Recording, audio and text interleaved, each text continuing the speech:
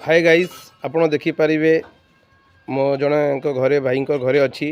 जी solar installation करछंती तांकठु जानिबा तांको ना तांको एड्रेस आउ से सोलार बाबद रे कोन पैसा देइथिले कि गवर्नमेंट जो स्कीम लगेछि सोलार फ्री रे आपण इंस्टॉलेशन करिवे तांकठु तांको मुहरु तांको कथा जानिबा आसंतु आमे ता भाई संगे कथा करिबा। आपण ना कोंतु आपणकर एड्रेस आपण को किछि पैसा मगा हिथला कि आम घर है जगतसिंहपुर डिस्ट्रिक्ट बिरेडी ब्लॉक ओलांड पंचायत ग्राम भी ओलांड ना है रवींद्र बेहरा। आपण सोलार कहीं लगेले आमर इलेक्ट्रिक बिल पाखापाखि 1700 ରୁ 1800 भाया उठुची खरा दिन भी अधिका उठुची से आम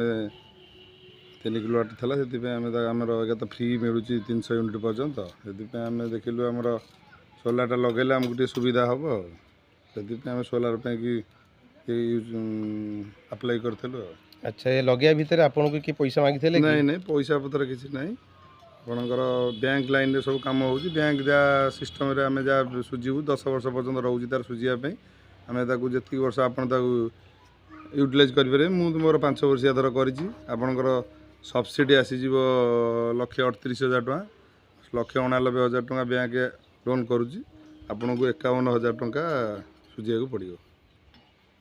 आप जानीपारे कि आप सोलार इंस्टॉलेशन कले आपन को किसी क्या पैसा देवाक पड़ू नहीं